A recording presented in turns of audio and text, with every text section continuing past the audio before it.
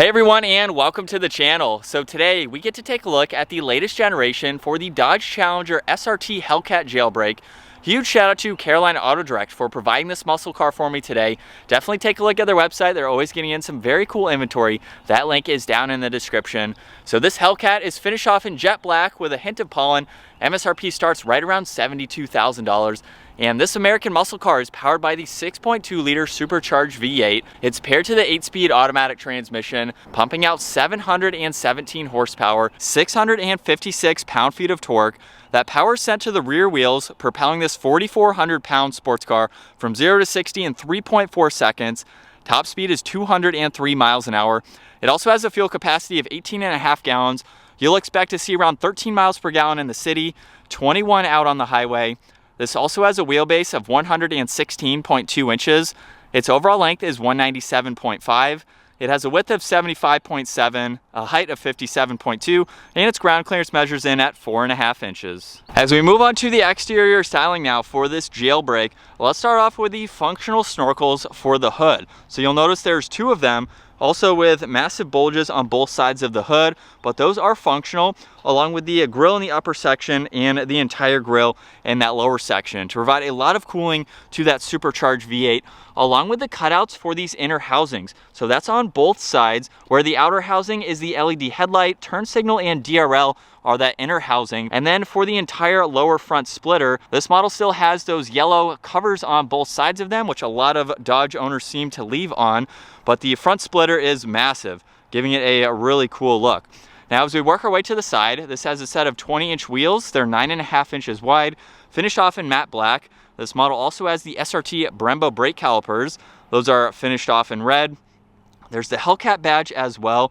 And then some nice lines that run down the side, especially the most prominent one that goes above the front wheel, underneath the door handle, and all the way to the back here. Where in back, this has a massive trunk-mounted spoiler finished off in matte black. There's the backup camera along with the ovalish design for those LED taillights. There's all the parking sensors, and then that dual exhaust, which we can take a listen to because this has remote start. Let's bring it to life.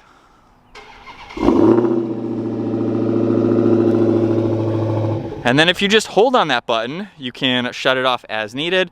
You can also use the button on the key fob or the one up underneath to open up the entire trunk. Now for a two-door vehicle, this actually has a lot of space. There is a little bit of storage underneath the floor where there's the sub for the Harman Kardon audio, as well as a tire kit and access to the battery. And you can't even fold down the rear seats. So if you need a little bit more space for the size of this vehicle, it makes it very practical to own. You can put people in the back, or you have all the trunk space to make it that much more practical. Now, as we take a look at the interior, there's leather on the door panel, along with memory seating controls, the Harman Kardon audio, of course. A little bit of storage in the front and in the rear, so it has a split design to it. And then there's the release and your window and side mirror adjustments.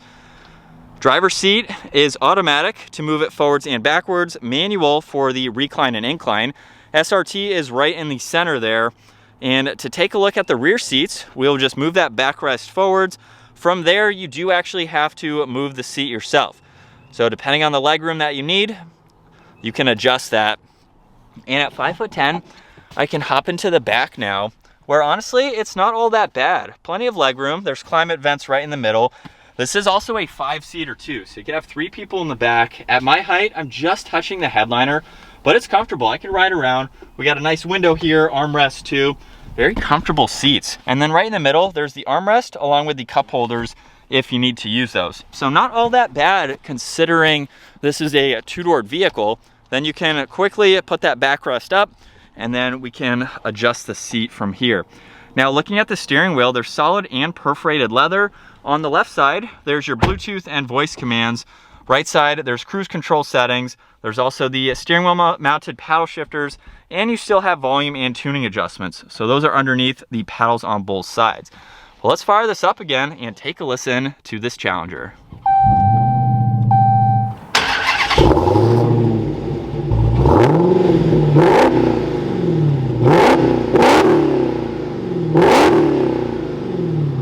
And then coming back to the gauge cluster, on the left side there's the tach, right side there's miles per hour, and then you can use all of these arrows on the left side to further go through this smaller screen. So currently we're on messages. You can also go to a screen setup. This is how you can configure a few different areas just depending on what you would like to see and have shown. You have diagnostics, a speed warning, you have your speedometer that you can pull up, and you can go through a lot of vehicle information. So look at all of these vitals that you can quickly get into just depending on what you need to see. You can also do that with all of your performance information. So you can go through all of this and monitor all of this as needed, have some fun performance driving with this. If you'd like, you can look at your fuel economy if you choose to. There's also your trip and audio, and then back to messages. Now on this left side in the footwell, there is still the manual foot brake. So you can use that. There's the headlight adjustments, some dimmer switches, or release for that trunk. And then as we work our way to the infotainment system, you can actually drag and drop a lot of this information. So you can take all this and put it in the bottom. So these are all configurable based on what you need to get into. So this is just how it is currently set up at the moment. But if we go back into those apps, you'll notice the Hellcat logo just in the background there, where we'll start off with SRT. So this is the different driving modes that you can go through depending on the power and the setup that you would like to. So it's easy to go through all of that. There's also the SRT dashboard. So you can go through different driving modes like I just showed. If we go back to the dashboard, you have a performance page here where while we wait for that, there's an air vent on both sides. And then in the lower section, you have power and volume for the radio as well as tuning, a shortcut to SRT. There's even launch control, parking sensors, traction control, and then mute. And you can also turn this upper screen off if you would like to.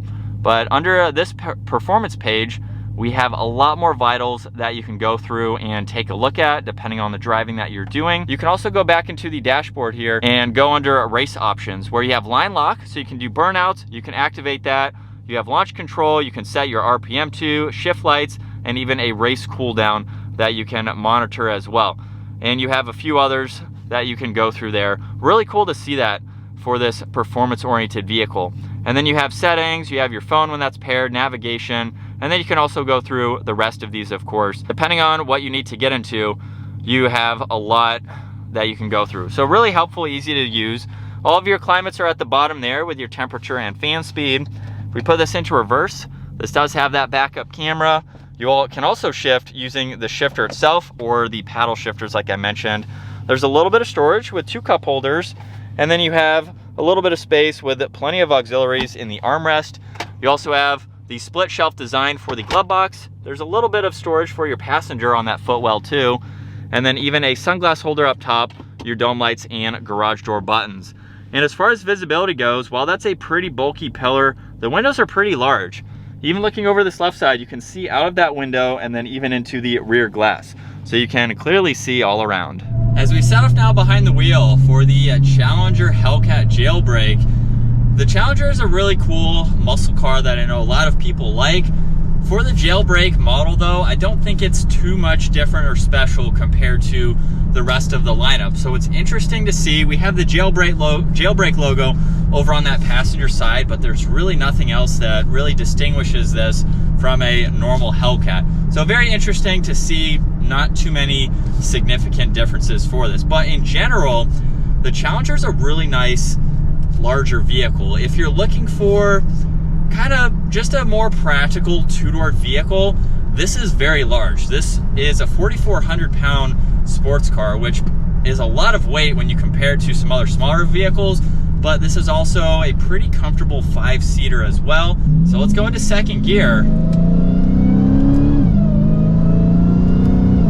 You can hear that supercharger whine that it doesn't get old. That's always something that I enjoy hearing when I drive these vehicles. Paddle shifters are also pretty responsive too, so you can use those as needed.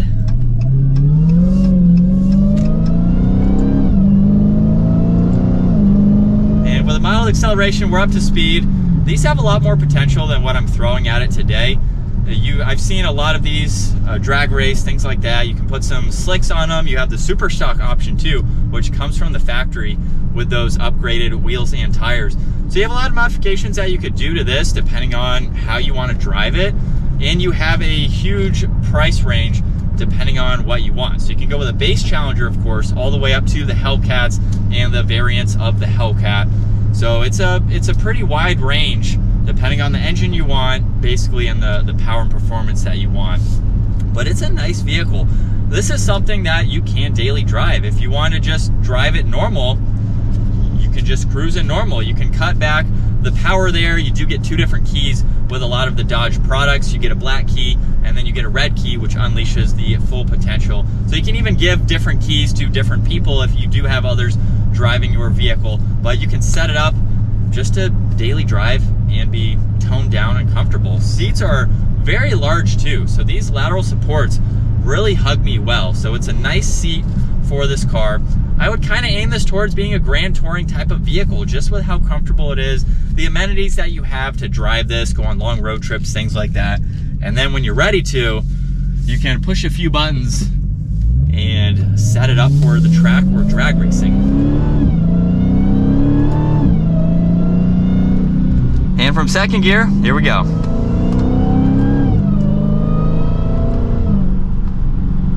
And we're up to speed.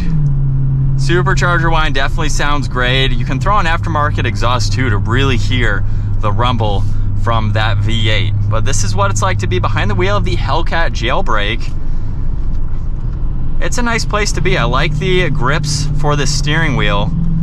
So it's definitely nice to grip. A little bit on the large side, but again, it's a large vehicle, so kind of what you would expect to go with the interior of this.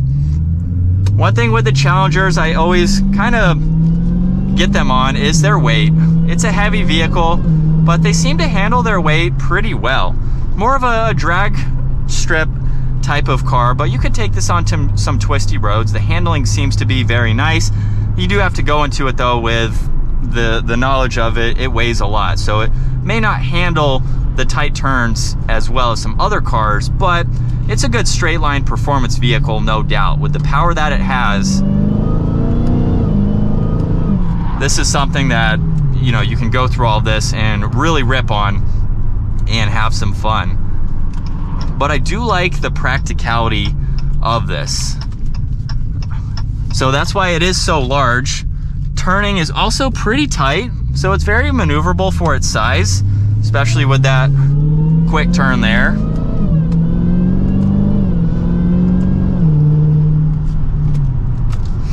But it's really cool that Dodge is really one of the only brands to offer this amount of performance technology in a factory vehicle. So if you're looking for the performance, Dodge is definitely going to give you everything that you need to go through.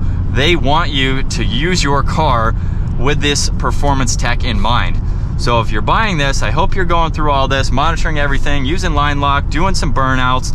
This is what the car is designed to do. So it's very cool that Dodge is still creating performance vehicles that you can just take straight from the lot, break it in, go through all this, and really have some fun. So it's very cool. I wish other brands had a lot of this performance tech. Dodge is definitely number one in their performance with it.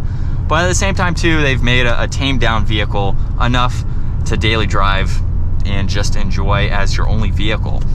That is going to wrap it up though for the latest generation Dodge Challenger SRT Hellcat Jailbreak. Once again, huge shout out to Carolina Auto Direct. Take a look at their website, give this video a huge thumbs up if you enjoyed it, and consider smashing that subscribe button so you don't miss out on our daily uploads. And I will see you all in the next video.